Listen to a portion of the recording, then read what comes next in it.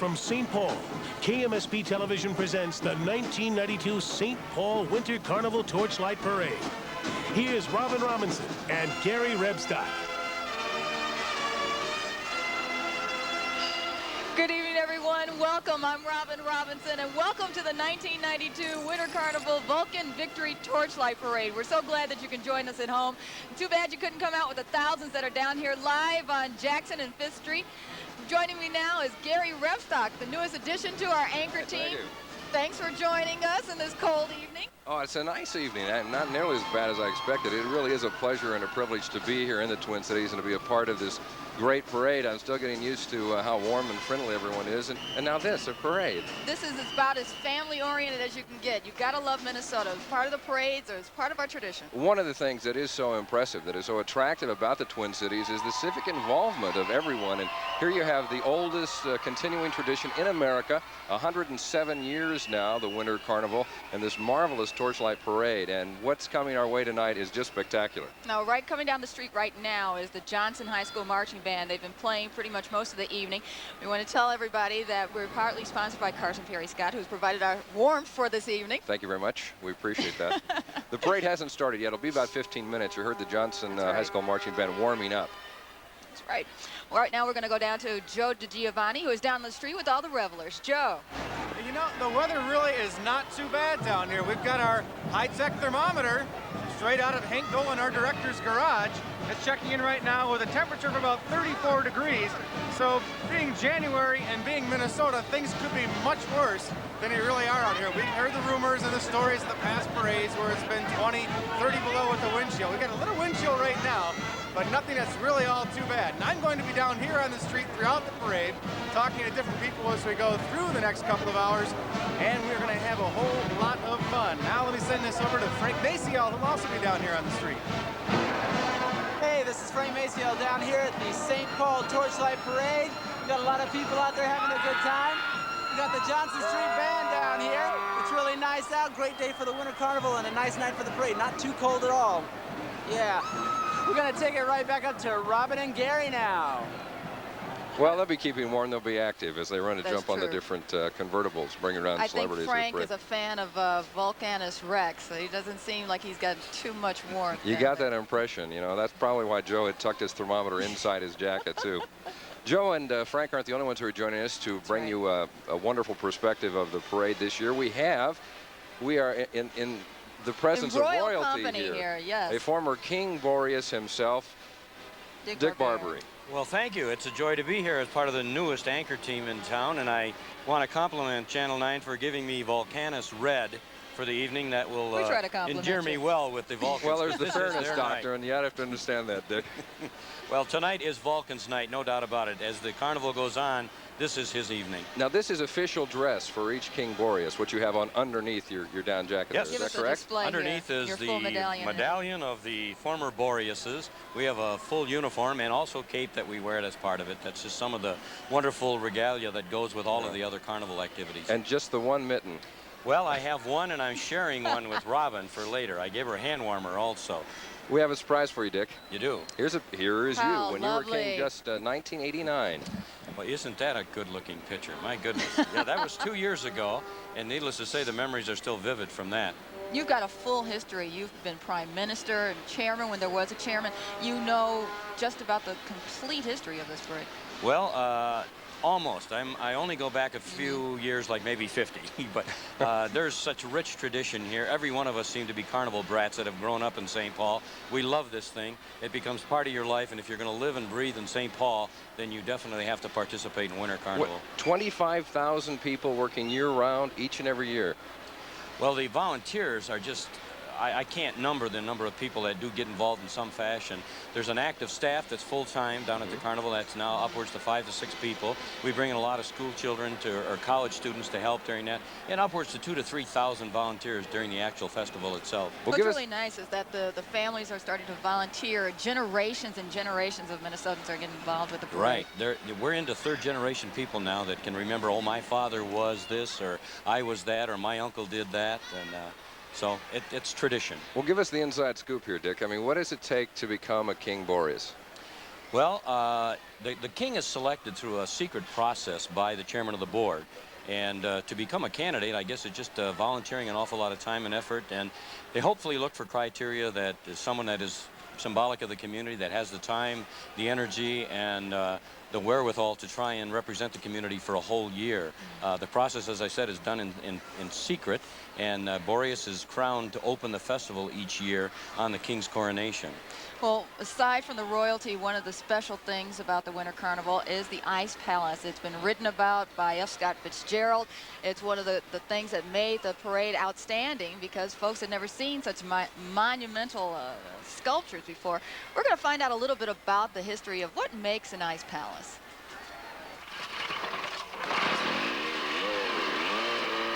What size is each block? Well, they weigh about 500 to 600 pounds. As far as I know, they got them all from Green Lake, but... And that's in Spicer? Right. Yeah. I have relatives up there. Do they live on a pond now? Some 25,000 blocks are being cut, poked, hoisted, and hauled by truck the 2.5 hours to St. Paul.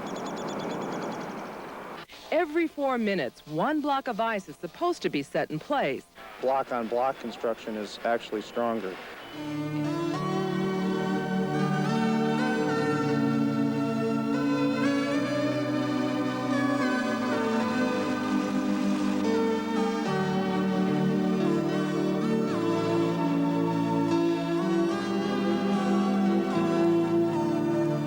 Fantastic. Oh. Just fantastic. When the switch up here is thrown up by the governor and our other dignitaries, the castle will start to make a lot of interior noise as it gears up. The voice of the castle will speak about its joy of being part of the festival. And then the whole palace will light with a light show and a sound show. Over $1 million worth of colored lights set to music entertained the awestruck crowd. I think they're wonderful. The structure is absolutely magnificent. It's beautiful. It's gorgeous. And as icing on the cake, within moments, the sky was ablaze with fireworks. With the Winter Carnival threatened to be overshadowed by a football game, St. Paul has certainly put together a super palace. Oh, indeed it is. So beautiful. Yeah, I hope. Did you go down and see I got a chance to go down. the light show not this too year? far from it, and you know you're amazed. It looks so small. By the time you're just drawn into it, the lights draw you down there. And when you get down there, and it's so huge, 150 feet tall, it's breathtaking, absolutely breathtaking. It looks like the entrance to the Magic Kingdom, what Mickey Mouse really wanted to have in Disneyland. I mean, it is enchanting, the Ice Palace. It's really amazing. The history have been medieval themes, and families have had weddings there even. There was a couple that had 6,000 guests in a wedding back in the 1800s. So the history of the Ice Palace has a long and fascinating history. But also very expensive. $1 million this one. Probably won't be one next year or for the next few years. The cost was a little high. Yeah, the cost was a little high. But about 2 million people got to enjoy it. And that's, of course, just one of the many events that happen during the Winter Carnival each year. And we have a few more to show you right now.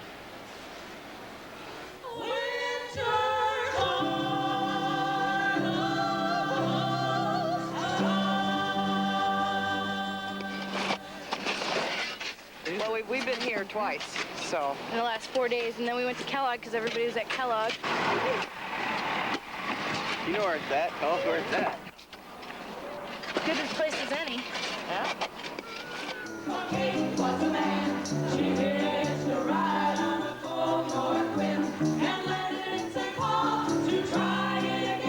There you go.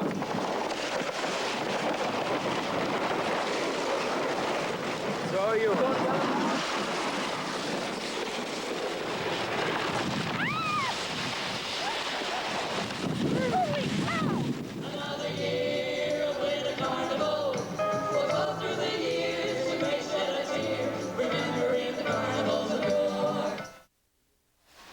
You gotta love the Klondike Cakes. We'll be meeting with Body this girls. Klondike cake. just a little bit later in the Carnival Parade. And mother-daughter Klondike Kates have started to appear in the carnivals, and it's really fascinating that this really is a family event. I didn't know that. Mother-daughter Klondike Kates? Yes. You'll find out more as the evening goes on. Dick will clue us all in. We're going to go down to the street right now to Joe DiGiovanni, who is with our Grand Marshal, Carl Eller.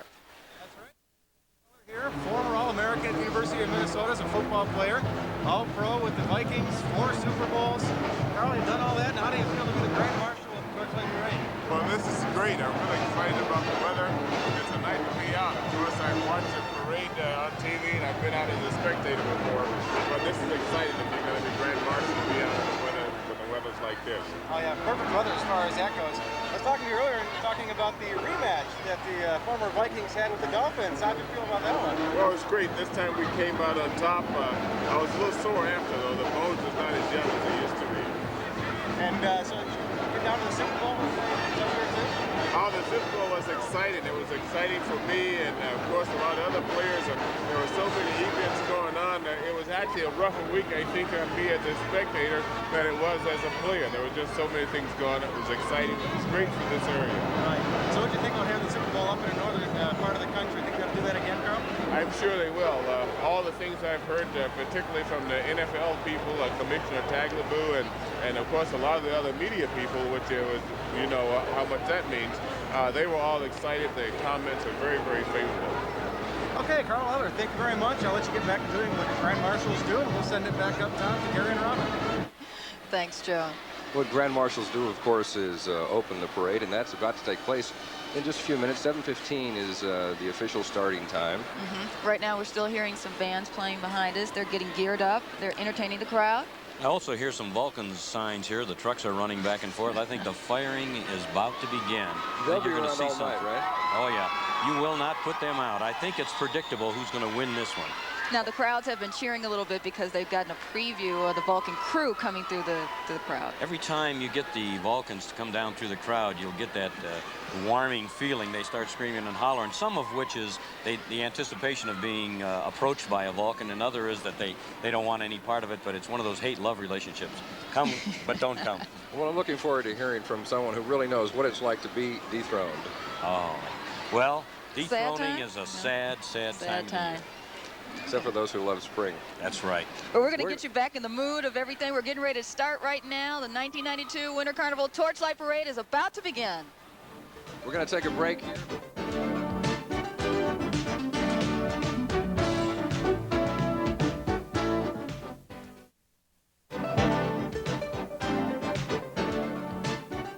The 1992 St. Paul Winter Carnival Vulcan Victory Torchlight Parade is brought to you by Hardware Hank for what you need and what you need to know.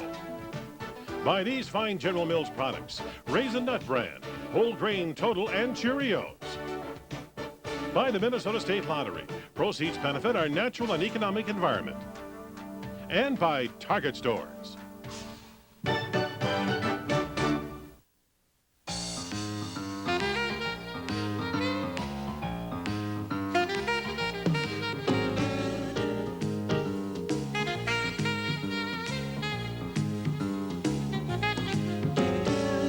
Ethan Allen introduces the American Impressions Collection. Just because you don't have a lot of money to throw around doesn't mean you have to live with disposable furniture.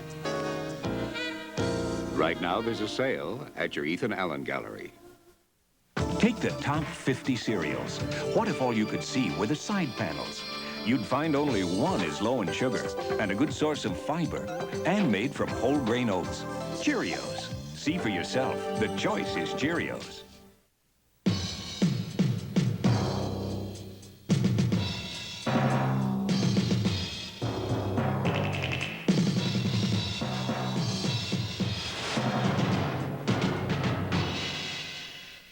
When you want to tape your favorite shows, does it turn into a big production? Not with VCR Plus, the one-step programmer that works with your VCR and VCR Plus codes. Those numbers next to the shows in your TV guide and newspaper. Simply punch in the codes for the shows you want to tape. That's it. No more hassles. So program the old way or the fast, easy way with VCR Plus.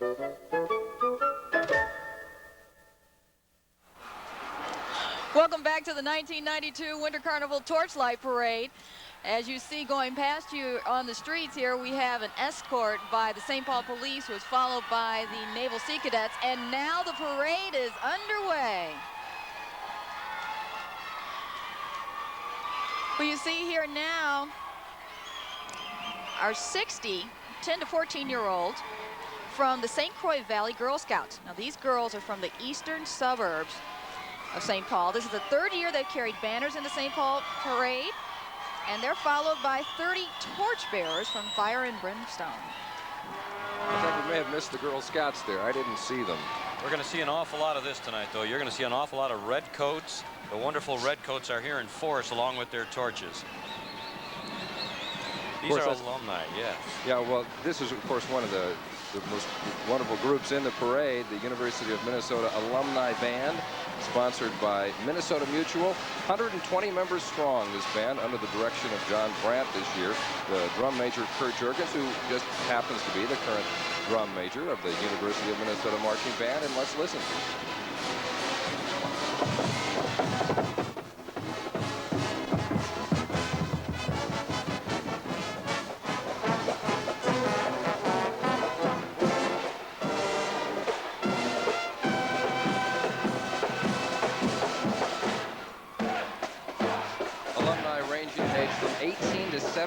And this is their centennial. 100 years ago, the Minnesota Alumni Band was formed.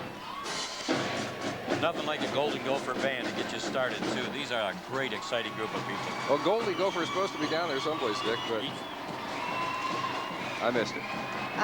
King Boreas Snowshine is underway now. Now, the winter moon reflects the tinsel bright off the giant snowflakes that you see carried in this opening parade unit. The snowflakes were in Atlanta, believe it or not, of all places, Saturday for the Eggleston Children's Christmas Parade. And no two of them the same. That's right. That's the way snowflakes 100 are. snowflakes. Well, we hope the snowflakes last for a while. I have a feeling as the night progresses, though, that the fire of the Vulcans is going to melt down that snow. It's interesting. You see people in the crowd waving their little snowflakes back. That was like a little snow. This is a beautiful setting to see that blue and white sandwiched together with the wonderful red and black that's symbolic of the Vulcans. And passing out snowflakes to the people in the crowd. That was a big crowd pleaser a little earlier. They passed them out about 7 o'clock. You wonder if they're alike, too, or any of those all alike. Well, Boreas is not going to give it up just yet. He's going to keep trying and see if he can't keep the snow for a while. That's a lot of snowflakes. But more torches to come, you say? More to come, I guarantee you, Gary. You're going to see more fire than you're going to see ice. In our convertible right here, riding the Winter Carnival Board Chairman this year, Richard Zering, and his wife, Mary. Good friends of yours, I understand, Dick? Yeah, I got a compliment. Richard is also a former Boreas, and he's with Angelson and Zering. They manage a lot of real estate here in town. Dick and Mary are a wonderful couple and deserving of the praise they're getting right now. The theme, of course, of this year's Winter Carnival is You've Got to Believe. That's so appropriate. Winning, of course, the World Series. The Twins did such a fantastic job. The Super Bowl coming here, how well that came off, and how wonderfully everyone responded to the Twin Cities. We will make a believer out of you too, Gary. I already am. In our next convertible, the Winter Carnival president, Mark Swanson, and his wife, Joan. Mark with 3M. That's right. Mark's got a great tradition of Carnival. He's a former prime minister. He's a former guard. His father was a former South Wind. Mark is a great volunteer, and him and his wife have spent thousands of hours this year working. You'd say that Mark's involved? Yes, he is. Yes, he is. He's a believer. Again, the family history. Yes. Enthusiastic crowd waiting there. I'm sure we'll see more Swansons.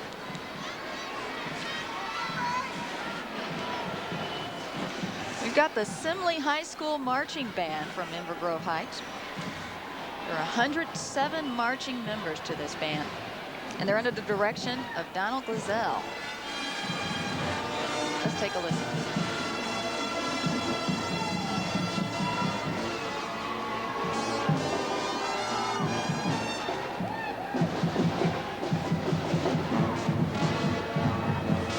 Should, of course, mention the drum major, Meredith Gross. That is a really key position in the marching band. It is. Now, the students have a variety of music programs that they learn. They have jazz, they have competitive band, color guards, concert band. They've got a lot to choose from. Terrific uniform. Columbia blue, scarlet and white. And the Aussie hands. Boy, there have been years when we just could not get the instruments to even play because of the cold. We are fortunate tonight to hear this beautiful sound. Up in competition to the snowflakes, more torches.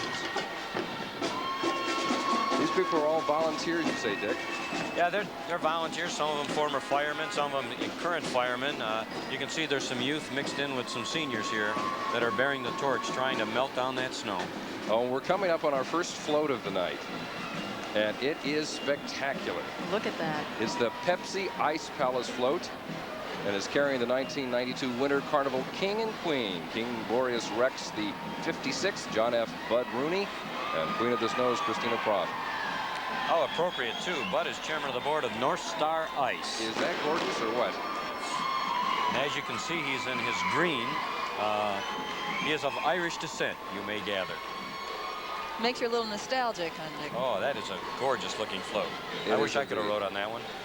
Designed and built by Dick Gillespie of Visions Parade Floats of Santa Ana, California. Hail Boreas. His first appearance in the Los Angeles Times Orange County Parade and in the Fiesta Bowl Parade from Phoenix. Right now we want to go down to the street to Joe with the Grand Marshal.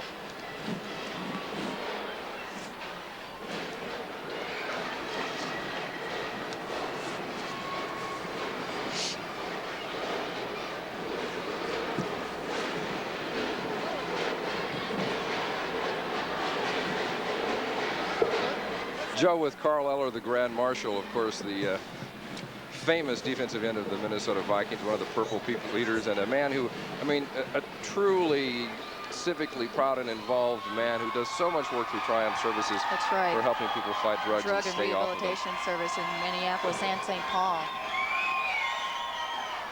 A legend in this town. Oh, what a great idol for kids to have, too. Carl Eller. Very true.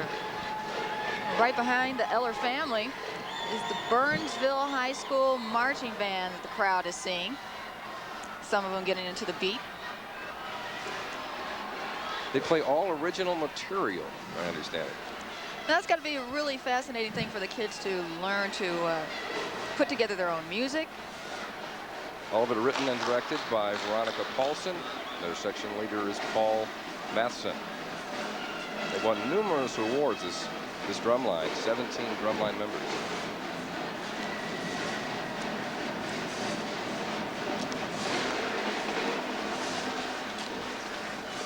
No parade is right without the bands. I can tell you, we are so fortunate again.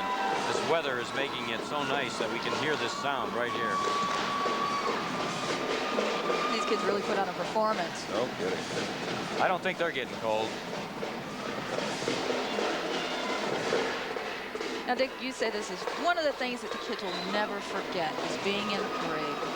Well, when we travel throughout the community, that seems to be the one thing that they remember more than anything is the parades, the princesses, and the royal family. And obviously, the people outside of this community in the southern states might think we're a little bit crazy, but there's nothing like a parade in the middle of winter.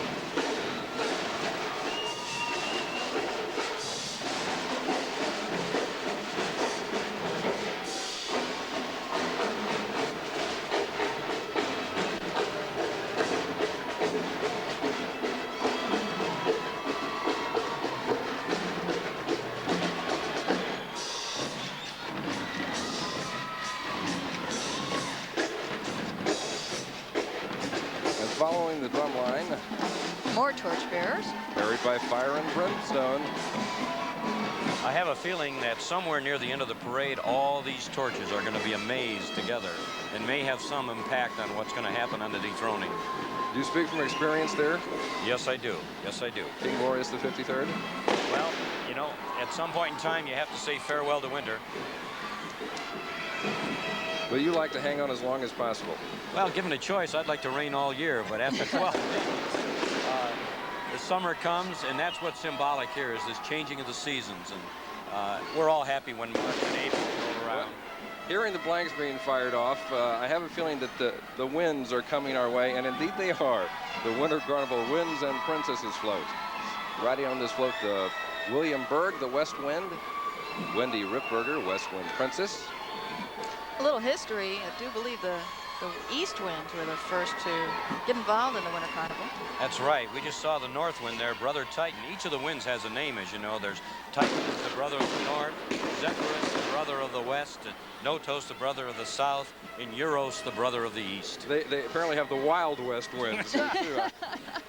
One of the freedoms that the West Wind enjoys in parades is they get to load that gun up with what they call full loads, and I think we just heard a few. But blanks. Oh, yes. Yeah. Yes, blanks for sure. Thank you very much. We should add that. Okay, we want to go down to Frank Maceo, who is with St. Paul Mayor Jim Scheibel. Come in, Frank. Hello. Hello, we're here with Mayor Jim Scheibel of St. Paul. Mayor Scheibel, thanks for having us up on your pump here. It's a wonderful evening, 2 years in a row. It's been warm. Millions of people have visited the Ice Palace. It's been a wonderful winter carnival. We've had a great time out here so far. Mayor Scheibel was nice enough to have us up on his float. We're really having a great time. As you can hear, the crowd's going crazy. This is a great night out here in St. Paul for the Winter Carnival. And Mayor Scheibel and I are enjoying a leisurely ride here on the float. It seems like Volcanics Rex has already overthrown King Boreas this year. It was it's been a great day for a race in the Ice Palace, and people have really been able to enjoy the carnival. Thank you. Now following close behind Mayor Scheibel are the Knights. One of the more curious entries in the Tux team. The parade. The Tux team. Making sure the streets... See, the mayor was playing politics. If you notice, he was also appropriately dressed in red tonight. Everybody becomes a Vulcan on the Torchlight Parade. A little partiality there. You think he knows where the votes lie, huh? Yes. Okay, that was tonight's formidable Tux team. You'll be seeing several members throughout the evening as the parade goes on because so many equestrian groups in the parade. And right now we're coming to the St. Paul Police Band sponsored by Super America. It's the second year for Super America sponsoring the St. Paul Police Band. And we're going to see the Super America man here in just a moment. But first, a little bit about the St. Paul Police Band, formed in 1923. Tonight, under the direction of Richard Colombo. The drum major is Jack Voita. Now, the police band is made up of not only police officers, but also of civilians, and they say they're always looking for new members. So if you're interested in joining, please call the St. Paul Police Department. And they're good, as you can tell.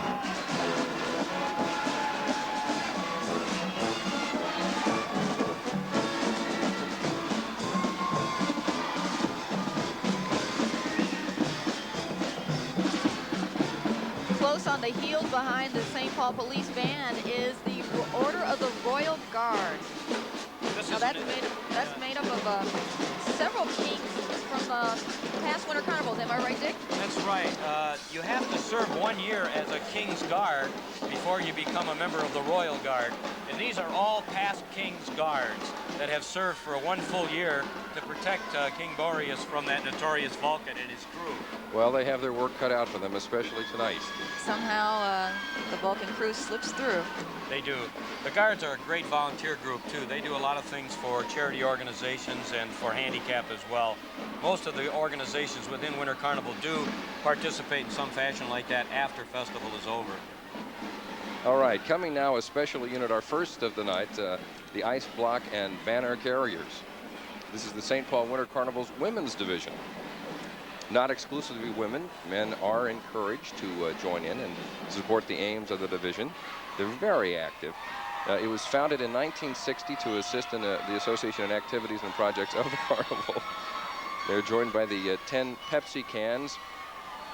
They are absolutely the backbone of Winter Carnival. This group of volunteers, the women's division, do so many events. It's just amazing. They participate in everything from coronation through all kinds of fundraising activities. Without them, the volunteer staff at the carnival would be in very, very tough shape.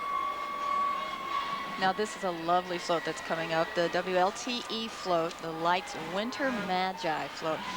Now a couple is going to be seen skating through a swirl of lights and be joined by a third skater. Really lovely, lovely float. It's surrounded by pine trees and birch trees, lots of sparkling lights. Oh, when you see something that beautiful, you don't want winter to go away, do you? No, I want to thank the folks at Light FM 103 for that. That is gorgeous. Someone who gets to see some of the royalty up close is Joe DiGiovanni, who is down on the street. Joe. I'm here in my glory. 80 women. Let's go check out and see what we have over here. We have the visiting queens coming in right now. Okay, right here. One of the visiting queens we're going to talk to. What's your name? Pretty Nyberg. And, you know, what did it take for you guys to get here? A lot of hard work. A lot of hard work. Just a lot of fun. The question I have for you is, can you show me how to do that wave thing? I mean, you all do that really well. I have a little trouble doing that. My hand just doesn't... Oh, okay. That's how you do it. Let's send it back up to Gary. The skills you have to work the street, Joe. There are 3 basic waves that they do learn. There's the windshield wiper, there's the light bulb, and then there's the double wiper. You have to have that down. Oh, we had to learn that right on early. There's the wiper right there. You are tested. The candidates are actually encouraged and are instructed as to how to wave properly, believe it or not. Notice that wrist action. Well, and they're all smiles, too. That's something that they have to practice as well. It gets pretty cold out here. On a night like this, not so much a problem. This is a highlight for these ladies. They're in town for the 2nd weekend, and there's, as I said, 80 of them, and they have just a great time while they're here in town. It's one of their visiting activities once they're selected as a local queen. And lovely they are. They come from all over Minnesota, Wisconsin, and even Canada. Now, are you serious about the wave? Well, actually, yes, I am. We made a kind of a joke out of it during our parade days, but there are basic ways to wave, and you want to take that wrist in action, and that's called the wind chill. And then there's the light bulb, which is kind of the Queen Elizabeth wave. And then there's the synchronized waving that we do together. And then you have your combinations, of course, I'm sure. All there. They don't teach you this unless you've been like a homecoming queen or a prom queen. These are the things that you learn when you're in high school and college. Not for guys. No, not necessarily. We didn't learn that when we were there. We learned how to dodge a basketball. The crowd is really responding to these young ladies. Some of them are waving back. Okay, our next equestrian unit in tonight's Winter Carnival Parade, the Windy Ridge Riders. They do some very intricate maneuvers. The 20 participating members tonight, sponsored by the Windy Ridge Riders Horse Club, led by Mark Ward, who's the owner and instructor at the Windy Ridge Ranch in Woodbury. Now, they practice, of course, all year long to keep up these skills. And as you can see by the smiles on the riders, they think horseback riding is a great wintertime sport. Once again, I have to compliment them. They're appropriately dressed in red for the evening. That is their 8th appearance in the Torchlight Parade. The precision that they have in getting the horses to respond to the figurations that they want. Yeah, that really is a challenge, too, with a crowd to keep your horse under control, because anything can happen. That's true. That's right. I've seen that down at the Wild West days, and when we were down at Jesse James days, one of the horses actually got out of control and went right through the crowd. So it's difficult when you got screaming and sirens going on. Okay, we'll have parade coverage continued for you, of course, in its entirety. We're going to take a quick break right now, but first, a Winter Carnival flashback.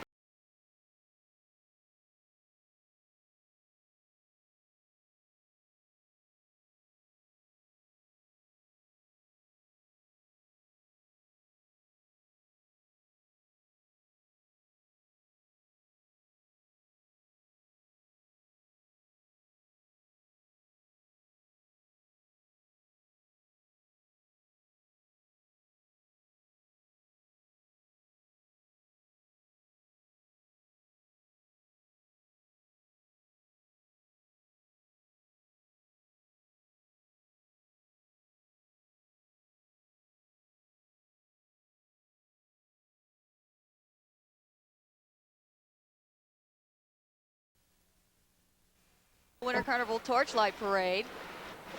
And as you can see from the crowd, they're very enthusiastic, all waving, all smiles, lights swirling, bands playing. You got to believe that this is one of the best events of the year. And one of the stars, of course, of the Winter Carnival is Klondike Kate. And Frank Maciel is down in the street with her. What a treat. Hey, Joe may get 80 women, but I get the woman. This is Klondike Kate. Liz Manbeck, say hi to everybody, Liz. Hello, everybody. I hope you're all having as much fun as I am. Now, Liz, I understand that you've been in this contest before, and you finally got the big chance, right? 5 years I was in it. 5 years? That's stick-to-itiveness, if you ask me.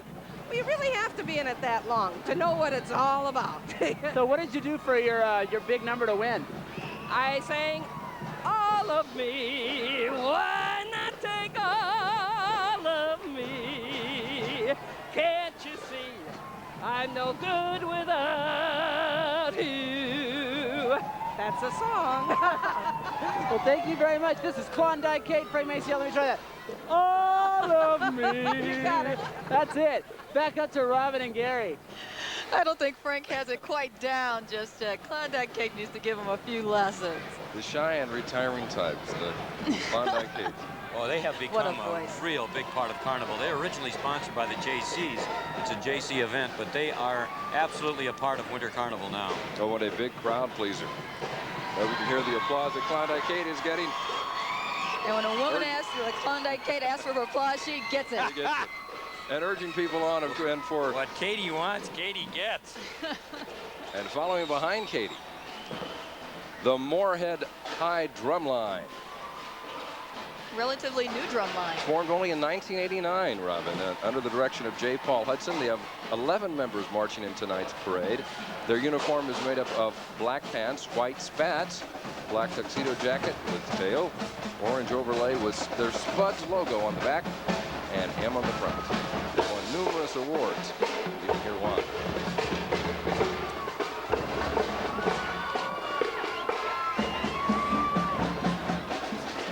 Perfect introduction for such a magnificent float. This is the Zephyr float, the Target Zephyr float, built to reflect the theme of wind and waves for the 1991 Aquatennial. Now, as you can see, the front of the float is the head of the Zephyr, which is the mythological Greek character representing the wind of the west. Yes, actually, Brothers Boreas Zephyr comes as the west wind, and you would think that he's the calm and wonderful warm winds of the west, but he's quite rowdy, actually, and the guns are symbolic. I was going to say, with that face, he looks more powerful than what you would expect a Zephyr to be. This is a beautiful looking float. 36 feet long. Designed to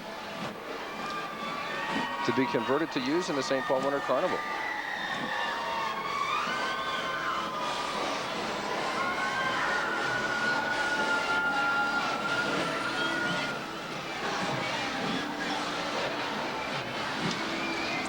That is a spectacular float. All the work that went into that float as well. It's designing fantastic. that to change from the north wind into the west wind. You'll see a couple more later on symbolic of the other brothers of Boreas as well. Each of the winds has their own float now in the parade, symbolic of the east, west, and south winds. A lot of work goes into it. It's difficult to get floats up here in the wintertime. Well, we want to go back down the parade route now. Of course, our next equestrian entry, the St. Paul Police Black Mariah. Now, they have carefully restored an old-fashioned paddy wagon. And it was, of course, the Black Mariah. It's been participating in local community parades since 1985. Now, all the people on the paddy wagon are dressed in 1890 police uniforms that were actually worn, the style that was worn, right, by the St. Paul Police Department back then. And the paddy wagon itself, the Black Mariah, was built here in St. Paul in 1896 and built on the spot where the Tasty Bakery now stands. And you only want to be a part of that in the parade. No, definitely. Not in actual That's use. true. You'll, as you travel through St. Paul, you'll get that wonderful aroma that comes from the Tasty Bakery. Yeah, it's Several times today. one of the ways you can tell where you are. Yes.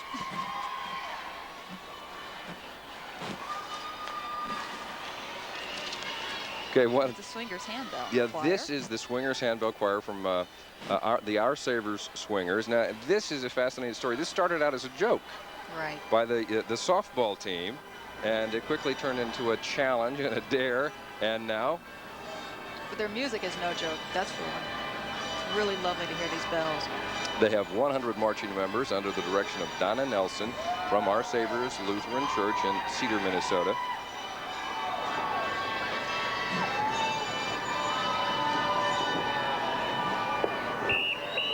We have a handbell choir at our church, and the sounds are just unique to hear.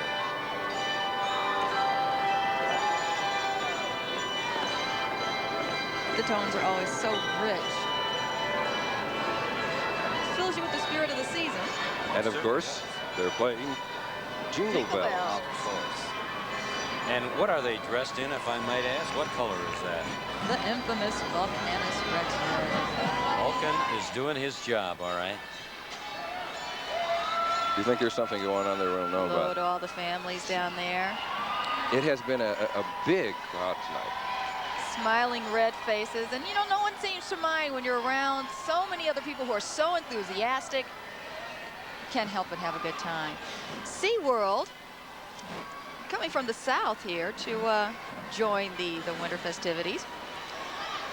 Well, the orca, of course, is to us from here. usually the Arctic waters, so Well, this they're is warm. leading the way with Shamu and baby Shamu, and they're in protection of endangered sea life. With them, some of the folks from SeaWorld who are here for the parade. As you can see, they won the Soot Award. Vulcan crew, each of the members of the crew has an individual name, and Sooty is appropriately named for what it represents. He's usually the dirtiest of the group. Now, where is Sooty? Sooty is one of the Vulcans. But we didn't see Sooty on the float? No, you didn't. He just good. won the Sooty Award from what I can see here. The silver medallion. Yes. We talked about that they had inside the award. We're going to take a break and be right back with the 1992 Winter Carnival Torchlight Parade, but first a flashback Another to flashback. 1957. Yes. Be right back. From the St. Paul Auditorium, the home of the Winter Carnival, where the temperature has been 15 below zero, Vistina Shore.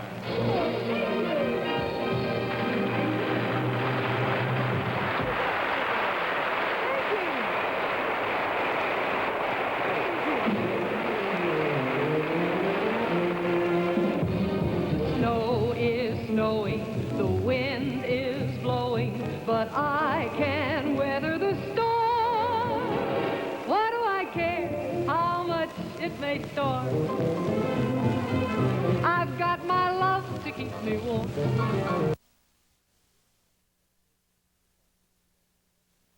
Come on. And we just had word from the St. Paul Police Department. Their estimate tonight that You see flames 125. coming from the back of our head? That's something to get fired up about. I was about to say 125,000 people out watching the parade on the streets. We want to go down to the street right now to Frank Maciel. Hey, we've got some people here from CRIPE, the Citizens Resisting the Ice Palace Extinction. We're going to talk to one of them here.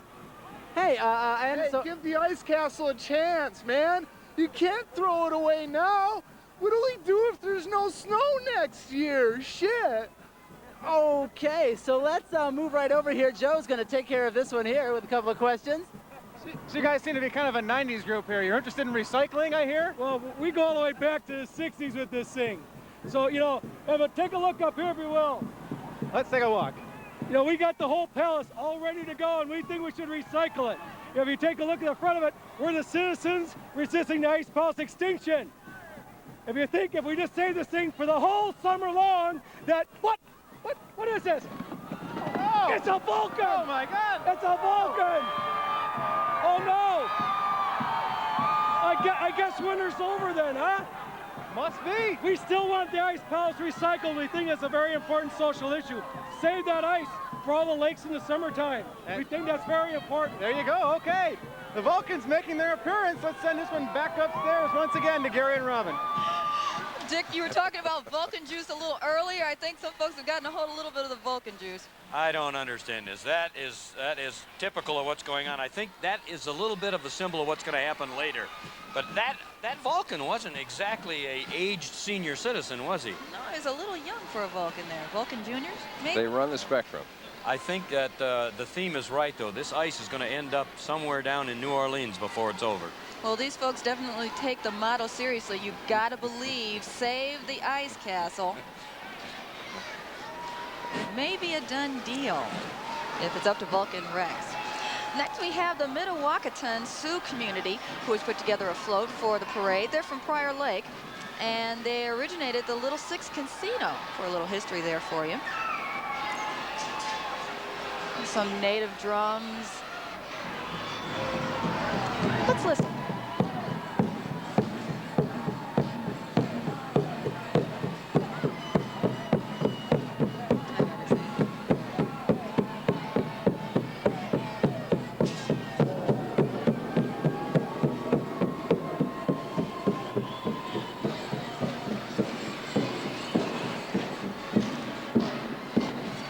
If you notice, there's a giant headrest that's in the center of the float. It's authentic Sioux, and so it's all the painting and all the lightning on the float. And all Native Americans on that float. Traditional Native garb. The float has over 6,000 watts of light on it. That is very colorful. Yeah, that is beautiful.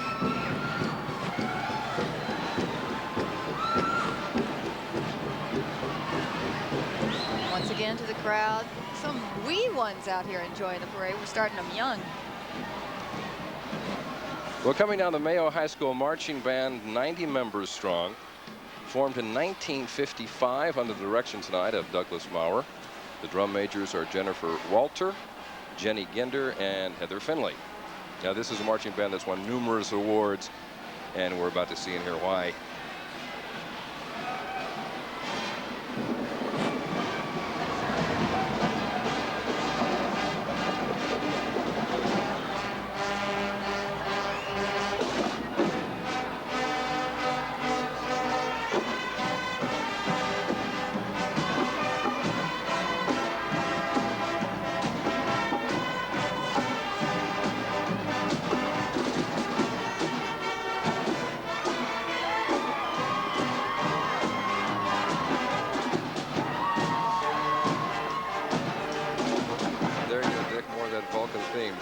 Beach Boys in on it.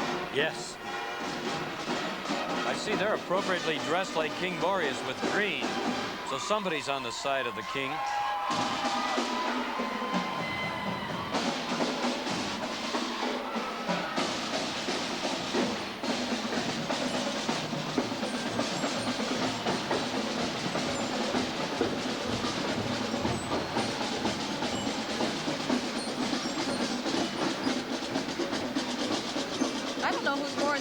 The parents or the kids? Here we have part of Captain Ken's firehouse. Now, what you see here is an authentic fire pumper and horse hitch. It's absolutely fantastic. This appeared on the streets of St. Paul about 100 years ago. All the costumes are authentic. I think even the Dalmatian on board is something that you would have seen about 100 years ago. And this was put together by Ken Freiberg. Now, for a little history, Ken Freiberg was a fireman who used to cook up a storm here in St. Paul. And then he took an early retirement around 1967, opened up his own business, great restaurant. 25 years in public service before opening his own business. Captain Ken's.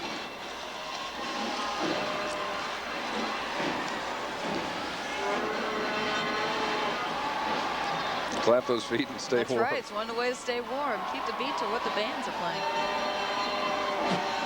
The size of the crowds, Frank or Gary, you had mentioned earlier that there's over 125,000 people. That's the St. Paul Police Department's estimate. That might be a record. I have seen crowds, but I haven't seen them quite this big and quite as enthusiastic as they seem to be, too. We always boast them in the tens of thousands, but quite a sizable crowd out here. I think the weather had something to do with it. Once again, St. Paul is showing the world that you can make mockery of winter. That's true. Now, a little history on the parade even getting started, the whole carnival getting started, was because we have been made fun of. Some folks have complained that St. Paul was Siberia of sorts. That's how it all began. The writers out east started printing media, the stuff that nobody could survive in that kind of a climate. And the local business people said, we've got to show the world that life exists in Minnesota. And that was the whole thrust that began this thing 106 years ago. They said, let's celebrate winter instead of closing ourselves inside. And we're finding so many ways to celebrate in style, too. 107 years later and still growing. Okay, our next float coming up tonight is Captain Hook Ship from Peter Pan, sponsored by 3M. It's a brand new float this year, built by 3M employees. It looks like they just fired off their cannon, too. Now, the 3M Club, in addition to building the float for this year's parade, also sponsors a Queen of Snows candidate. Right. And it's one of the largest sellers of Winter Carnival buttons, providing volunteers to support many, many other Winter Carnival events, such as the Ice Palace and the Ice Slide. 3M's a big part of the community here. Oh, yeah, their efforts continue throughout the year. They are great, great corporate sponsors for Winter Carnival, and we thank 3M. And we have 3M Club representatives riding on the float: Patty Ripberger, Patty Cassidy, and Jennifer Wise. A lot of the volunteers have come out of 3M. Okay, here we go. Toro. Now, following them up is the Toro snowblower drill team. Now, when you're in Minnesota, you got to get a little creative with all your snow. Am I correct? Oh, this is as creative as you can get. And with your parade activity in the wintertime, too. Now, I'm told they practice year-round, obviously. You got to get the precision down. Well, to continue these intricate maneuvers and donate or spend some of their lunch hours each week to go out and practice their moves. Now, you know, there are some folks who are seeing these people out in the middle of the snowstorms this winter, practicing their maneuvers, wondering what is going on. Well, now you know what your neighbor has been doing all year. He's practicing for the parade. Well, it's working, folks, because there's no snow on the street. They got an early start, but not much lately, huh? We're told that the Vulcans may sneak in a couple lawnmowers. Haven't seen any yet. This really is originality and enthusiasm at its best. 40 members strong, the Toro Snow Throwers real team. Understand those jackets are reversible, and come Aquatennial, they come out with lawnmowers. Now, is that a rumor, or? Well, well, not necessarily rumor. Maybe it's a hint. They should pick up on that. As you know, Aquatennial has a big celebration midsummer as well. But I think it's more appropriate with snowblowers. As you can see here, some of the parade goers and some of the floats that were participating. And a supporter of Vulcanus Rex firing up there. That huge fire torch is absolutely lovely. We're going to take a commercial break right now, but we want you to stay tuned. We've got another flashback of Winter Carnivals Gone Past coming up. So stay seated, take a look. This one from the 1940s.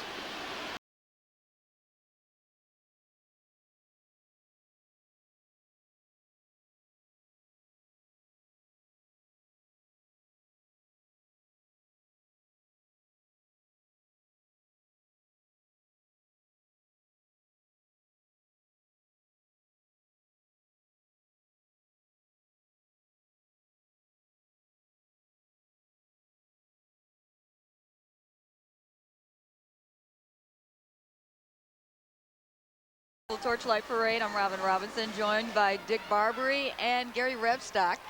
And we have been watching some of the parades go by. One was a huge open-air balloon that went by with a huge flame that came out in support of Vulcan Rex. Yeah, that's the basket that sits underneath the balloon and heats it up to go on up into the air. Beautiful sight, and the warmth we felt all the way up here. And he could have stayed right there. You know? This float is the St. Paul Pioneer Press entry in the Winter Carnival Torchlight Parade. The theme, the King Boreas Medallion, the Treasure Hunt Finder's 40th anniversary. The treasure hunt, of course, going on throughout the Winter Carnival. Since 1952, the St. Paul Pioneer Press has sponsored the King Boreas Medallion Treasure Hunt. We've had a double winner in this year. A gentleman who won back in 1984, also won again this year. And there he is. That is extremely unusual. To find that twice in a lifetime, that is amazing to me, because there are thousands of people out there trying to find that each year. Oh, and he's a young man, too. He's going places. I found it. in a mitten, wasn't it, this year in Cherokee Park? Yes, it was. Now Overlooking the palace. they replaced the original medallions because those have been beaten up and weather beaten, I do believe. Oh, yes. Well, it's understood they're using metal detectors to help find them. So they got some sort of space age substance. Yeah, and that got phased out real detected. quick when they figured out that that wasn't going to work. The junior royalty is making its way now through the parade, which is sponsored by the St. Paul Division of Parks and Recreation. We have 12 teams representing the junior titles this year, titles that are held by King Boreas and Queen of the Snows in their courts, and they range in age from 14 to 17, high schoolers. And the 1992 royalty was selected at the coronation that was held Wednesday at the College of St. Catherine's. And I do believe the junior royalty has been a part of the parade for almost 30 years now, 40 years. Yes, and that's another way that the youth are brought into the festival. They start at the playground level. There's activities out there. They have their own coronations, and that again is part of this whole festival activity. You start with the youth and build on through the seniors. Later we'll see the seniors. That's how you get the families, generations of families involved. They're enjoying themselves, as you can see. It's got to be a wonderful feeling to be a part of your community and be voted in as junior royalty and see everybody responding so warmly to you. I think it's one of the highlights for them, obviously, to be crowned as a princess. Such a positive thing, too, establishing civic pride and involvement so early on in your life. And they are followed tonight by the Anoka Alumni Marching Band. We can hear them. Now we can see them.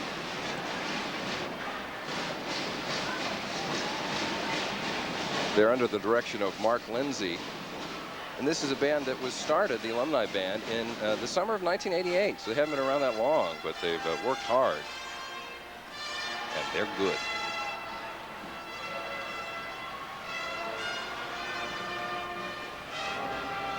Now the colors they're wearing are in honor of their alumni, their alma mater, Anoka High School.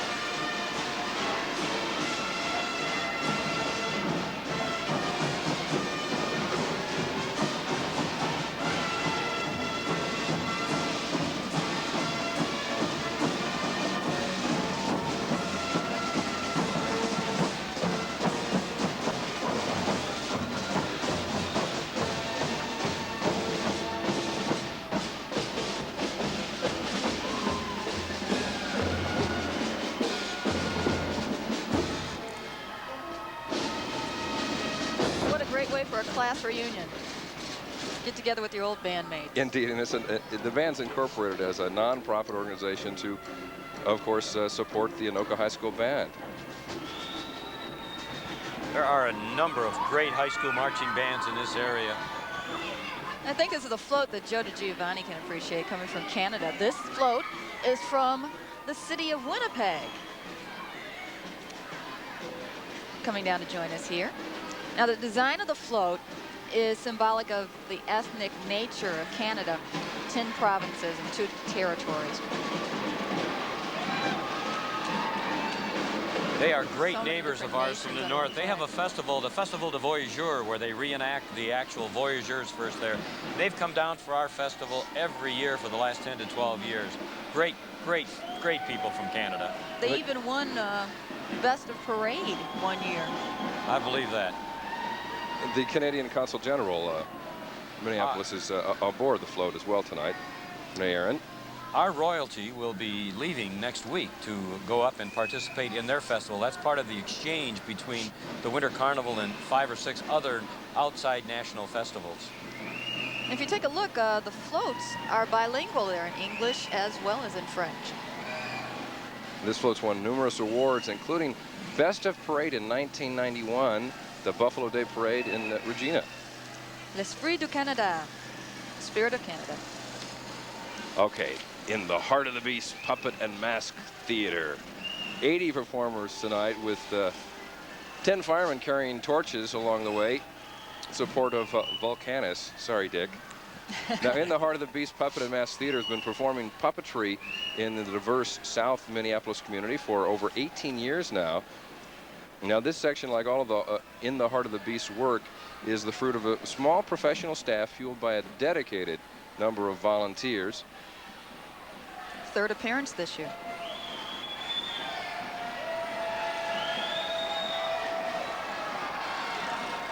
They truly give back so much to the community. The theater teaches children about the environment. It teaches children so many different things that they can be a part of. You're never too young to be a part of their environment. That's something that they teach in the Heart of the Beast Puppet Theater.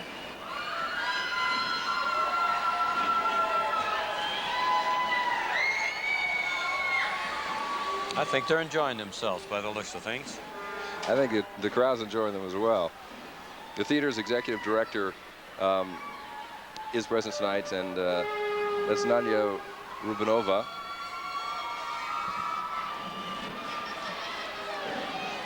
And all the puppets in tonight's parade, and here they come now, of course, were sculpted by, in the Heart of the Beast, artistic director, and that's Sandy Spieler.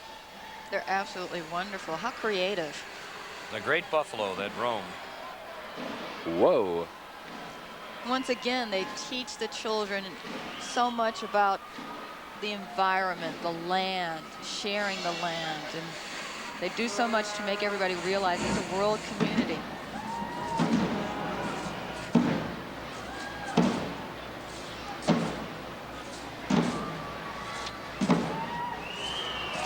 All that and a lot of fun, too. That's true. Being creative is what it's all about.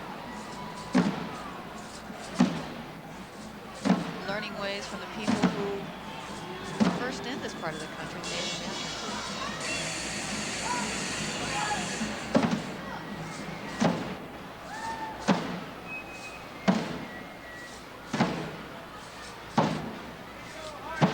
Dick, how does this come about? I'm sure there are a number of groups that every year want to get involved in the parade for the first time. Is there a selection process, or how is this determined? There is a criteria that they do establish. It has to have some meaning to be part of it. It just wouldn't be any unit. And we try to keep it symbolic of the theme of fire and ice and summer and winter in our festival. So each of the units that apply go through some kind of a screening process, the parade director, and then the timing also. We try to do it in an hour and a half. So there's a number of units that are turned away just because we can't accommodate them all. Now, Dick, here's a float that I'm sure you can tell us much about. St. Paul Winter Carnival Senior Royalty. These people are truly amazing. You say seniors. When they get to be seniors, you think it's time to quit or to hold back. But they make in excess of 100 appearances around the community, the nursing homes, the schools, the hospitals. They are as useful as any of the royalty we have. This is the new crowned king and queen. They were just crowned last week. Right. And they really do contribute a lot to our festival. Lola Reed, Queen of the Northlands, and King Winter is Jack Schaus, dressed in their royal attire. At what point do you become senior royalty, Dick? Well, I don't think there's an age distinction, but it's usually those that are retired. So it's up near in the 60 range, but there's been some very young senior royalty. This year's royalty looks very young to me. They're probably going to be out there chasing the regular one. Okay, let's go back down to the street. Down to Joe. Joe Right. Giovanni is with K-Fan and Sports Fan Sunday. That's right, and we'll start out talking to a native of the city of St. Paul, and I'm sure he's seen many of these parades himself. Channel 9 Sports, Jim Gilliland. Yes, Joe. As a matter of fact, I like it much colder normally for the parade, but Eric Nelson's from California, my partner on Sports Fan Sunday, and we had to warm it up a little for him. Yeah, I haven't had this much fun since I've been to the Rose Parade, Jimmy. It's balmy out here. And Mark Zelinovich, you'll be featured later tonight on these same stations. Yeah, 10:30, Stretch and Z. Of course, the thing that really does my heart good in this weather is to go and see all these smiling faces, and as I throw them each their moist towelette, to see just that happy look of appreciation on their face. There you have it. He's got a lot of kids that think he's got candy. They're crying after they get these towelettes. We're on tomorrow night at 9:30, by the way, a little plug. And try to keep it a little cooler next year, will you, Weatherman? Yeah, we'll see what we can do for next year. You had to bring up the Rose Bowl parade. I went to the University of Michigan. They lose every year. Let's send it back upstairs to Robyne. You know, I think Gilly really enjoys being out in this weather. He's really a winter sports enthusiast.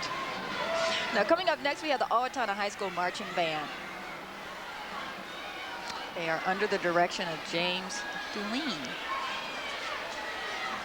I think they're waiting for the sports fan convertible to get out of the way.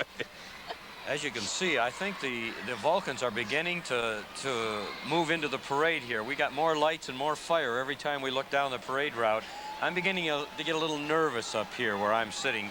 Boreas may be in trouble soon.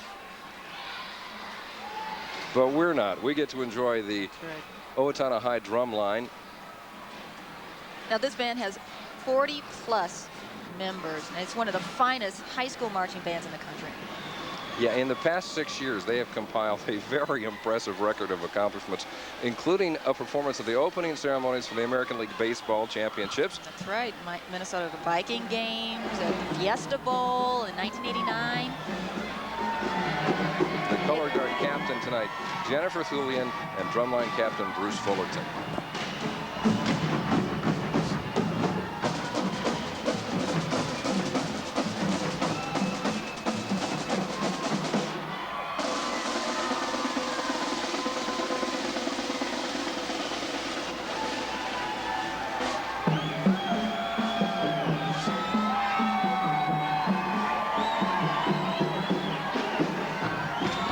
Concentration on their faces. I've been struck by that so much tonight. Now, here's the part that I've been waiting for all night. Now, what parade is not complete without the bouncing team? We're going to pitch it down to Frank Maceo.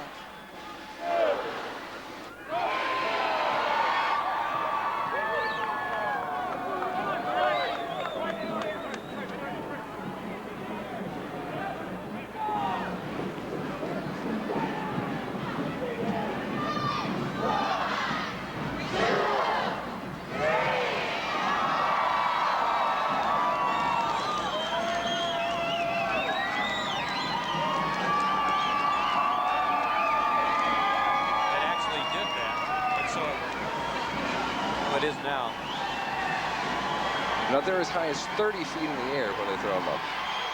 We're going to go downstairs to Frank Maceo. I'm sorry. What we're going to do now is we're going to take another flashback back to 1938. Bounce our way into the past. And we'll be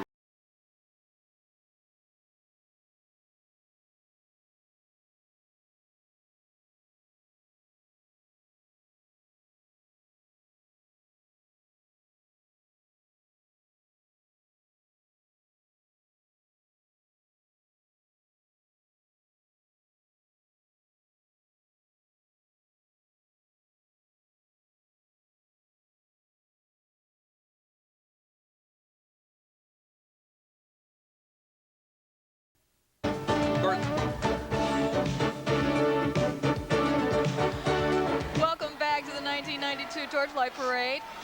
As you can see behind us, the crowds are starting to pick up even as the cold is making its way back. Hail Boreas Rex. I think that for a brief moment, Boreas may be winning here. It's inevitable, but I think right now we're doing better than Vulcan. Well, and a Vulcan heated up, we kind of blew our lights up here, which is why we're in the dark. But down, of course, in the street, coming into the parade right now, the return of the Lost Mittens. Now, this is a most unusual group. People who really like to have fun in the wintertime. It is so cute. 38 Lost Mittens trying to find their ways back to their owners. Now, I have not seen this before. This is new to me, and I think it's something that ought to stay in. Make a nice story, too. You read that one? You know, the three little mittens who lost their... Three little kittens, rather, little lost their mittens. who have lost our owners. The other way around, yeah. See if you can find a matched pair out there anywhere, folks. Not so sure, but some of the folks look like they're trying to claim some of them out there.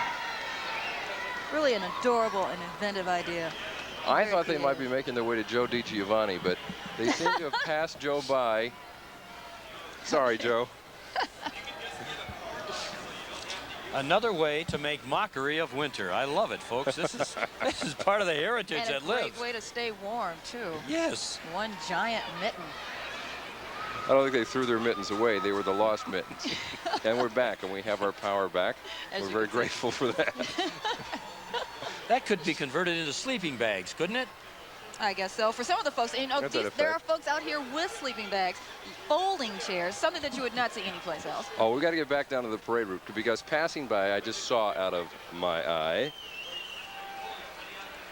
Lovely furs that keep you warm. You know, we do have folks that always have their opinions well, about this is the loon, folks made us here. Minnesota State bird, a giant replica. And the bird is made of urethane foams, and it is carved as an exact replica of a living loon. The loon's head turns back and forth. The eyes flash, and as you can see, it is literally covered with lights. Now, this float's entered by the Famous Floats as a token of their expertise, which is apparent. Now you can hear them coming. It's the Minneapolis Police Band. And they're celebrating their 75th anniversary for service to the city and the state this year. We're glad they could cross the river and join us. Numerous awards in those 75 years. They're directed by Robert Falk. The drum majors are Sergeant Tim Davison and Valerie McCook. Very majestic. Welcome, Minneapolis, to the St. Paul Winter Carnival.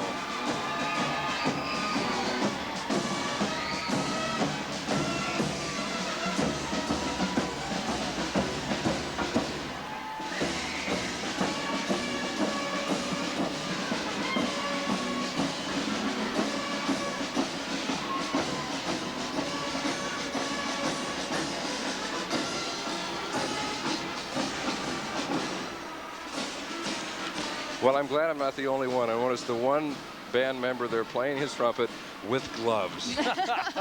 Well, sure, he's I from can Minneapolis. appreciate it. If it was the St. Paul Police Band, that would not be the case. Spoken with This true is the civic People pride. Thank Mover. you. The Aquatennial People Mover is coming up next. Formed in 1939. And the People Mover float carries the current royalty and dignitaries of the Minneapolis Aquatennial. Queen of the Lakes Brenda Fleury, Commodore Dean Terry, President Rick Collins, Princess Jackie Hakes, and Princess Natalka Kamarza. These are our wonderful apologies, friends. Natalka. Our wonderful friends from across the river, and it's been said many times, but I can't resist saying it again. Over there, they participate in the water. Over here, we walk on water come winter time. Now, the relationship between the parades, have we always seen a relationship between the Aquatennial and the Winter Carnival? Oh, it's very strong. It's very strong. We participate actively in theirs. They come to us. They actually send their volunteer staffs over to help us during our peak times, and we in turn help them out during theirs. It's a shared relationship. Now the South Winds are coming up here. Ole Notos. Here are the former South Winds of the St. Paul Winter Carnival. They had a great luncheon this morning at Drover's Inn, and it looks like they've carried right on from there to the parade. Now they're all in their red and black, so we know who they support. Yeah, there they are. There's Michael. I tell you, Mike Wendell on the back of the float. These are the great South Winds. Kevin Leary, Bill Hocking. Tom Ricker, Tim Buchholz. All you have Bob to ask them to Stassen. do is give you an ole. Now that's characteristic of the warm winds coming through. The balmy south winds. And now I'm saying very nice things about them, but you do know they defect early in the week. Along about Thursday, Brother Noto sneaks away and joins the Vulcans. That's the demise begins on Thursday. Well, their hearts are with the Hopkins Raspberry Festival. And that's our next float. The first appearance of this float in the Torchlight Parade, because it was built just this past year. You know, Hopkins has been known for its raspberry patches for years, almost a century. The royalty aboard is Queen Jennifer Metling and Princesses Heather Harrington and Ann Takem, Junior Queen Janine Larson, Junior King Sean Dwyer, Junior Princess Allison Meyer, and Junior Prince Nick Chalmers. Chopstick percussion line from Rochester. Now they've already won a lot of awards for their performance, and they wear their chopstick jackets and their red high tops as their insignia. Sponsored by Unisys. And they perform throughout the summer and mainly parades and special performances. These guys are high energy, as I think you're going to see. Oh yes, lots of street entertainment. Very flashy drills and visuals, precision playing. We're going to take a closer look soon. Here we go.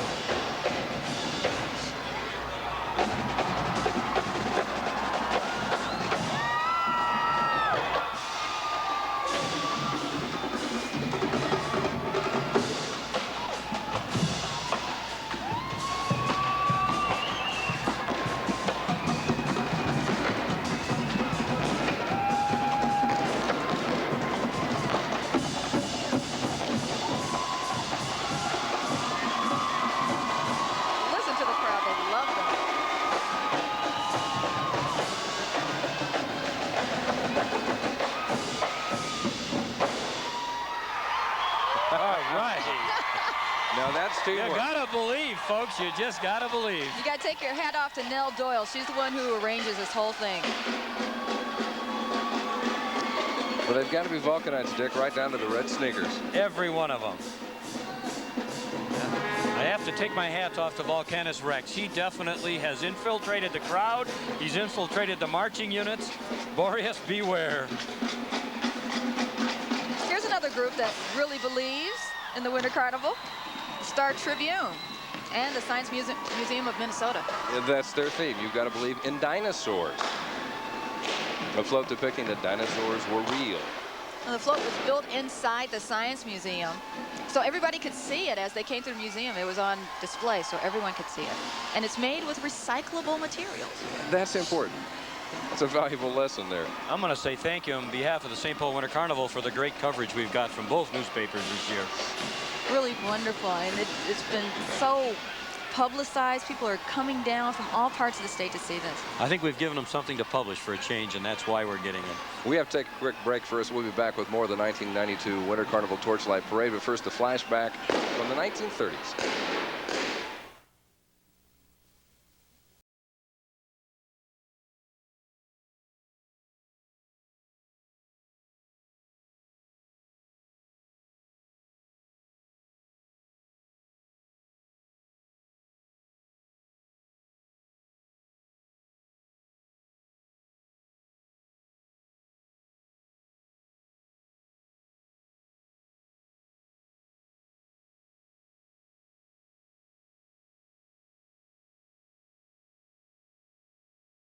Carson Perry Scott for providing us the warmth that we've had up here tonight.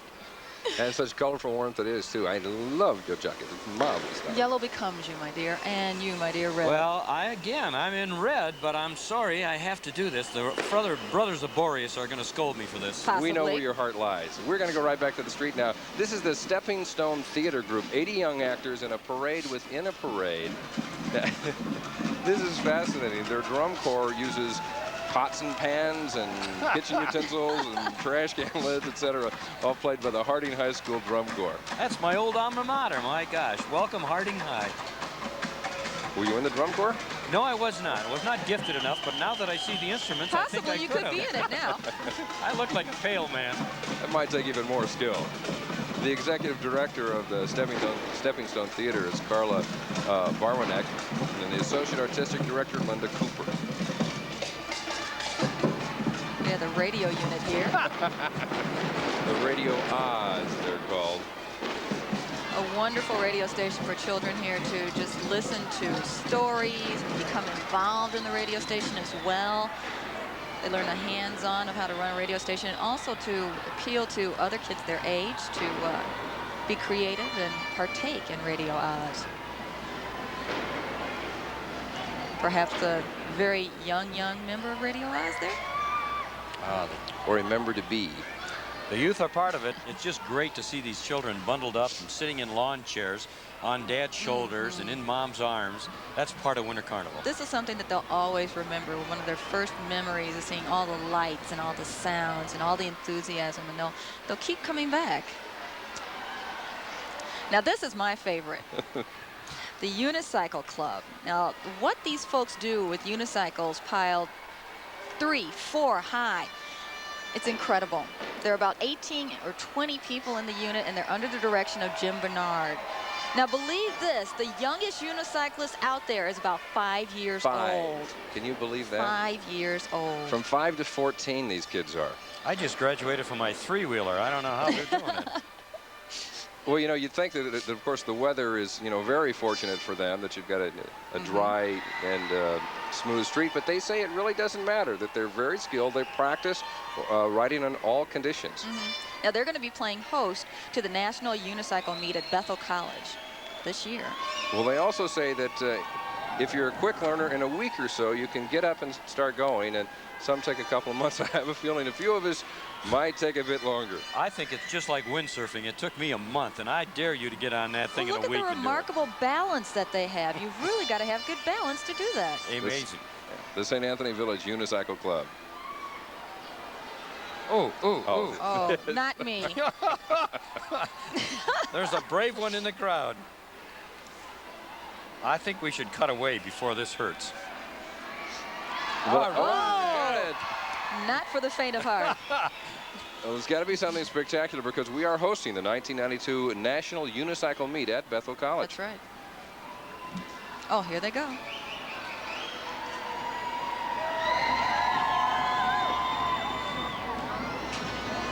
A little juggling, perhaps?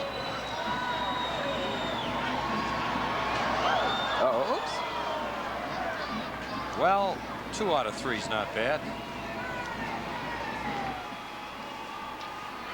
Got to give those kids credit. Yeah, I'd give them a big hand for that one. They didn't even slip on any of those snowflakes out there. That's kind of nice. Truly amazing. Oh, I can hear the sounds of the horns coming.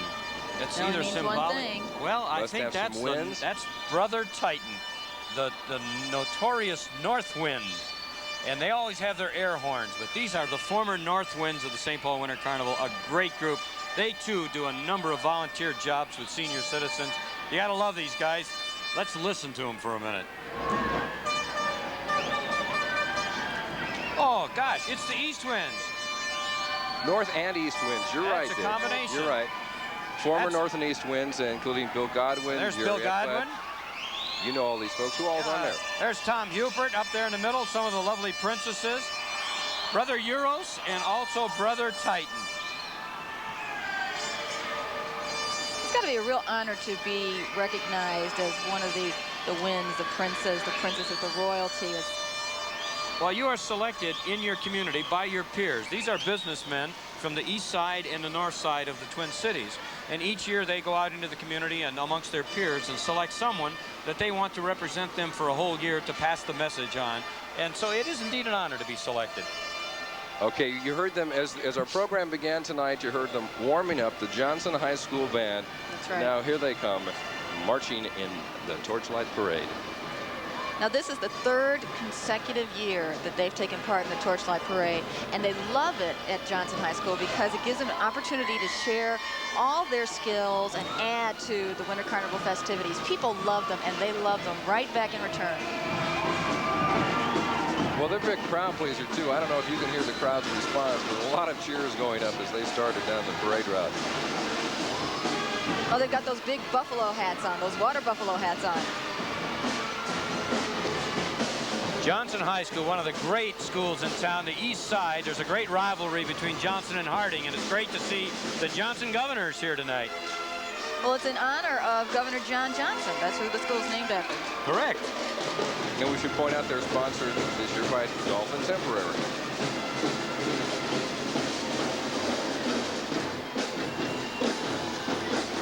They've produced some of the great high school hockey teams have come out of the east side, and particularly out of Johnson. They have a great tradition of winter hockey over there.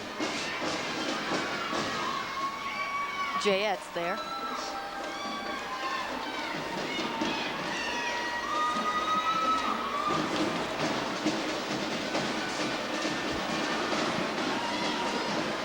No, I always wondered those girls must rub their legs down with lard or have extra super tight nylons to keep the warmth in. My goodness.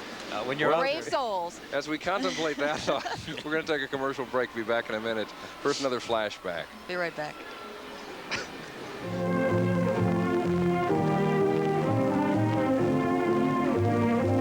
The King's Guard in full regalia and Carnival assemble at the Lake Como Ice Palace.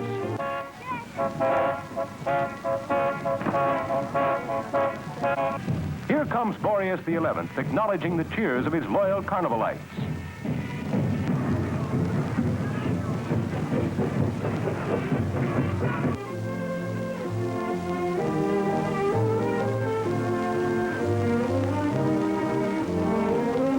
In below-zero weather, the daytime parade was repeated in nighttime splendor. The world's fastest game at the world's greatest winter carnival.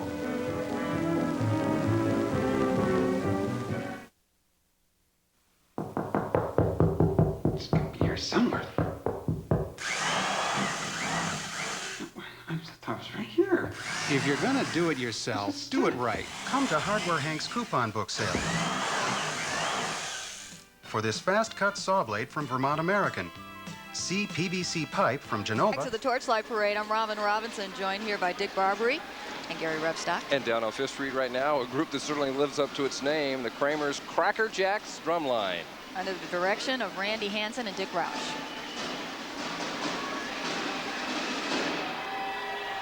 Now these guys good, and this is also a professional drum line. They definitely like to entertain too. You see a little performance out here.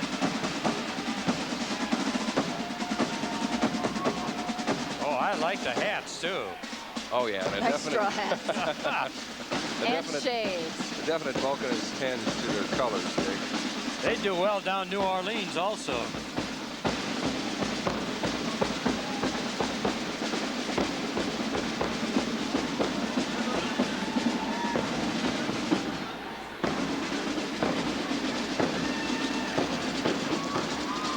Kramer's Cracker Jacks Drumline. Coming into your picture now, the Minnesota State Fair float. Another great tradition in Minnesota. This year's State Fair coming up. They've already announced the schedule. It's going to be a wonderful appearance schedule again. But over 1 million people show up each year for that right. event too. Princess Kay and the Milky Way. She's aboard the float. Judy Felger. Here she is. Now we saw the State Fair mascots there, Fairborn and Fairchild. There they are.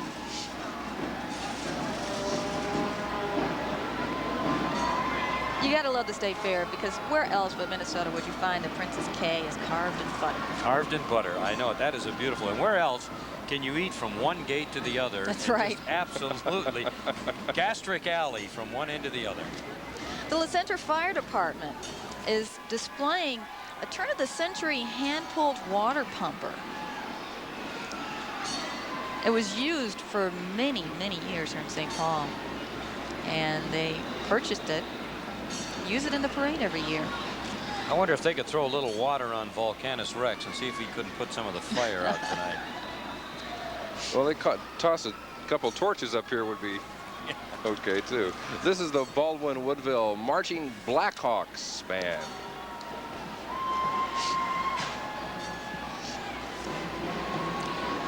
There are 58 members in this marching band that was formed in 1972.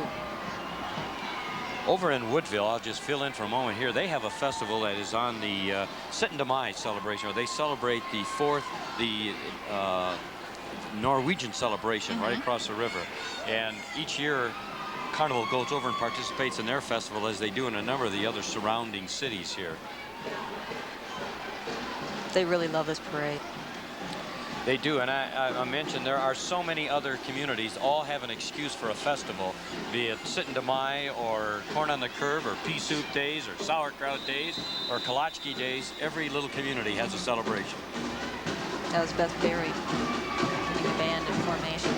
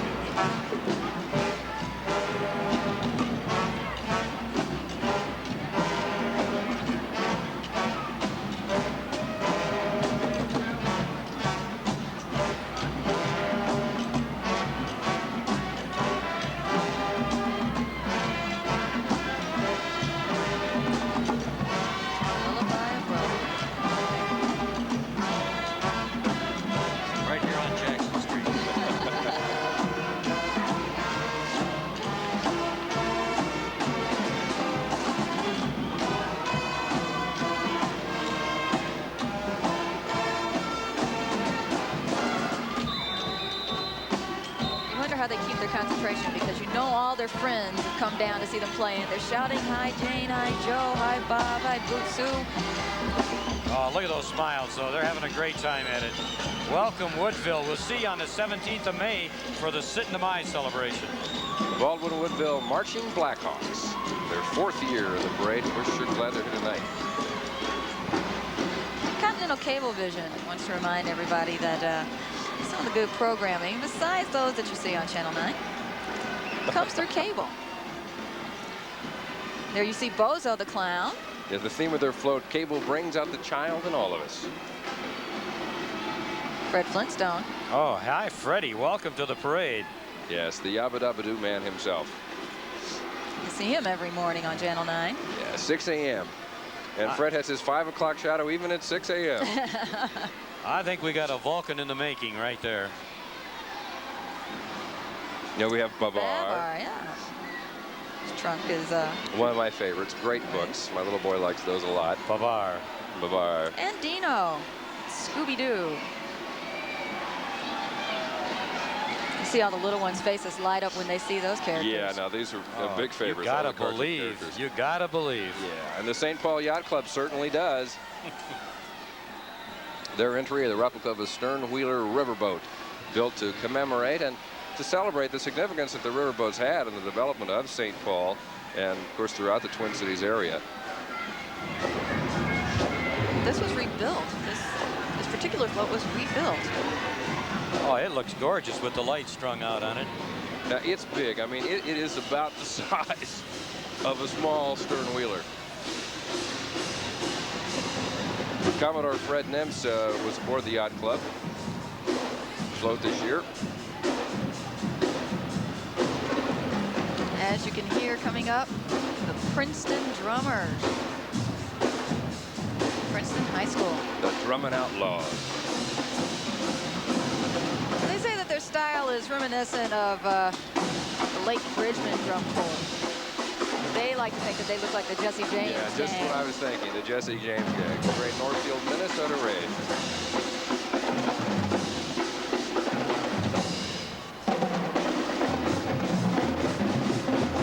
Now, they marched under a different name 2 years ago, 1990, the Winter Carnival Parade. They were the Princeton Drumline then. Well, they sound just as good as ever. Name or no name. They're under the Drumming direction Outlaws. of Ron Moulton and Jason Moulton. From Princeton High. Now, this float is from New Brighton. New Brighton Vulcan. Stockyard days. Hail Vulcan. We know where their hearts lie. The float depicts the theme of this year's Winter Carnival. You've got to believe. You got to believe that summer, Dick, will prevail over winter. That is a gorgeous replica of the button. I love that theme. The Vulcans and then also Boreas in the back. My compliments to the New Brighton Stockyard days. That float won so many awards. And it's on to the Snow Shovel Ballet. Now, believe it, this is a tap dance group with snow shovels. They are definitely making the best of the snow. Their own special version of Let It Snow. You're welcome to invite this unit over the next time it snows for their rehearsals. Just send them your address, is that right? Enthusiasm definitely comes from the young. These girls are 13 to 17 years old. Yeah, students from the Monique School of Dance. Boy, on a cold night. Listen to the crowd. They love it. They're not getting cold. They're heating that thing up.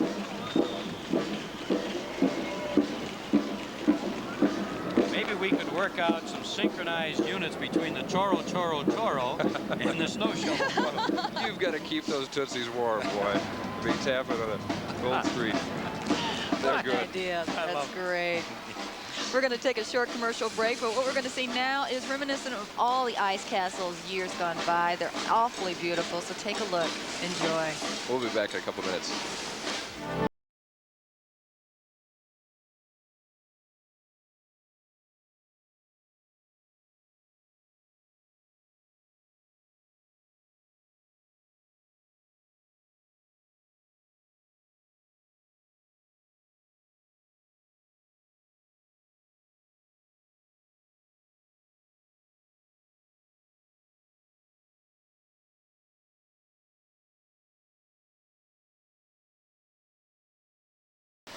We are down live on Jackson and 5th Street, where you can see 120,000 people turned out tonight for the parade. They're all lining the streets.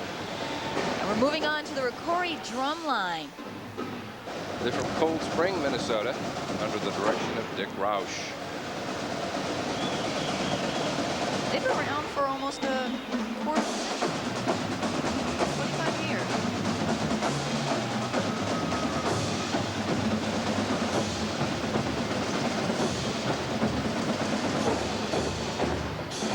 Great sound. Now, this drum line performed at the White House for the bicentennial in 1976. Yeah, and all their music is original. Oh, folks, this is it. This is trouble. What's this, Dick? Oh, these are the former Volcanus Rex. Hail the Vulcans. These are the former Vulcans. Look at them all. They're wearing their flame coats, as you can see. This is a symbol of the former Volcanus Rex, the king. They all have matching flame coats. A great group of guys. It's starting to get awful red out here and awful warm. Now, so many people passed Vulcan Rexes. Judge Popovich, I do believe, was one. That's right, and later his son, Steve Popovich. There's been the Zobel father and son team. There have been 3 father-son teams so far in the history of Vulcans. Original Jack Crawford, his father Luke Crawford. Right. So it is a tradition that hands down from generation to generation. Now, again, you see the torches going back behind our Ed. The tradition once was, and still is, the hot air balloons. Oh, yes, the hot air balloons, depending on the weather each weekend, it's either the first or second weekend, but they have a hot air balloon race, and it usually kicks off the festival. And to see those in the wintertime with these gorgeous balloons, the air, it's just a wonderful sight to see over the city. The crowd is going wild. Oh, my. The Vulcan Victory V logos. There's 50 giant Vulcan Vs, all carried by volunteers. You will see the V all the time. That is the symbol of Volcanus, and they are always waving at each other with a giant V. Well, this is heralding, of course, the arrival of Volcanus Rex. It's coming. He cannot be far behind. At this time, I think the Queen of Snows is consulting with the king. Making a strong hint. Yes. Oh, here we come. Dick. This is unbelievable. I believe this is the Vulcan crew from 1972. This is a converted dumpster, if I'm not mistaken. The great big red crew of 72. This was Roger Sorensen 20 years ago and his crew. On board, you're going to find a number of them. John Fisher's on board. I can't wait to get a good look at this. They built it this year special for their 20th anniversary and reunion. Now, this is sponsored, am I right, Dick, by Disposal Systems, the owner, Ed Trudeau? Yes, Ed Trudeau actually built this. And Ed is the contractor who will be knocking down the Ice Palace this year if all goes well. He's going to send it down to New Orleans, is it?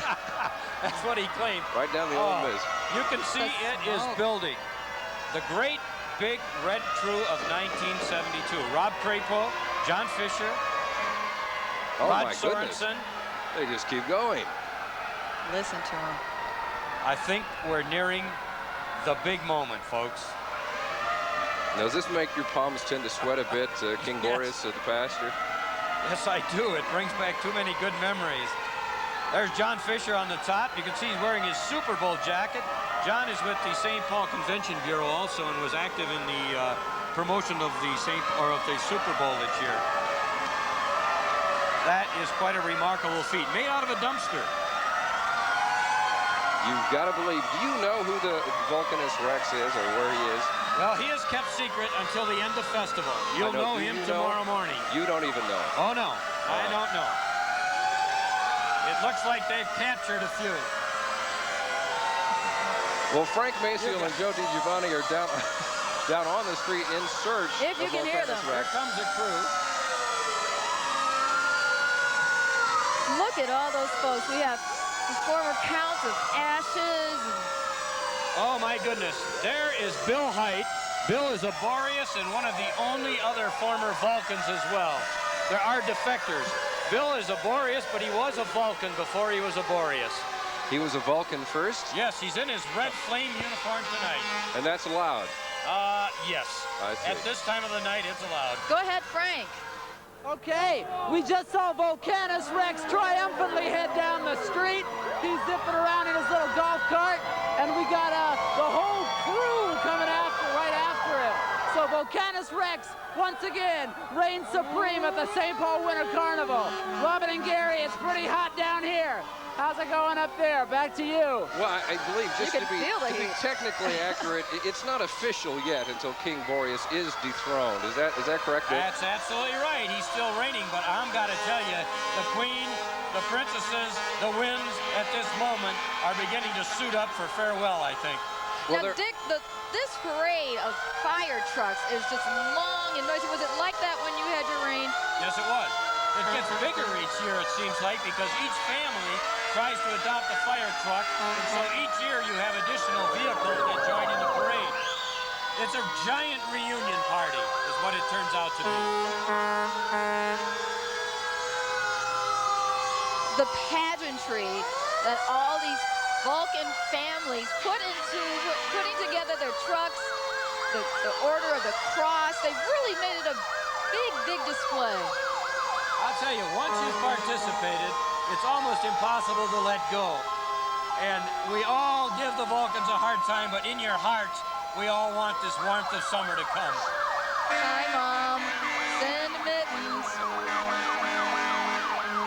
I think surprisingly, most people don't know that we have a lot of Minnesota dignitaries that have once been part of the Vulcan crew, like Todd Russell. former Supreme Court Justice Warren Burger. It's amazing the tradition and the history of Winter Carnival, those people that have participated. It is really the people of who's who of the community. Now, these torches mean but one thing, am I correct? They're in front.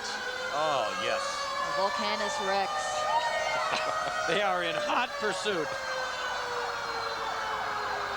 Letting everyone know what to expect. Once again, King Boreas doesn't have much chance, I'm afraid, Mr. Barber. He's going to give it one chance. I think there's usually storm the castle 1, 2, sometimes 3 times, but the inevitable is going to happen. Here they come. Parents a little bit more excited than the little ones. There's the fiery crew of each of them I mentioned has a name. That looks like Sooty over there. There's Fertilius. What are they passing out? Now they're painting on their V's. Oh, is that what they're doing? It's giving you a little smile. As you can see, with consent, you end up being an honorary Vulcan for the night. Hail the Vulks. Oh, you love to see this. This is a part of that great tradition. Oh, she loves it. She couldn't wait. I kind of like the Vulcanettes idea, you know, with the red V and the smudge. You know, it's interesting that they always say that they wait for folks' consent, but people run up to them and say, please, please, I want to be smudged. You're absolutely right. It is part of the fun. And right out in front of us, as you can see, is another one of the family reunion crews. Vulcan crew truck. Now that one goes back a few years for sure. This is the crew truck that runs this year. This is the 1992 crew truck? This is the 92 crew truck, and it's amazing. They are outside that entire week, holding onto that truck in like 30, 40 below wind chills, and they go from school to hospital. They are froze sometimes when they arrive, and yet the warmth of Carnival keeps them going. They're supposed to get rid of that cold. I think they're working at it. Now this is a Sky Tracker unit, of course. The one that flashes the big floodlights up along the buildings and out into the night sky here. One of several here. And we believe that this is the finale. Well, the fire trucks will lead on up to the dethroning process. And right now, I think, as I can hear, as those fire trucks approach, I think the guards are strapping on their swords. It's getting close. Yeah, that has not happened yet, and it will not until the parade is officially over. Is that correct? As the parade approaches Kellogg Boulevard up there, the dethroning process will begin within the next few minutes. Well, however, through the power of television, the magic of this business, futuristic fast forward, we have for you the soon-to-come dethroning of King Boreas. Boreas, I bid you farewell. Long live Vulcan.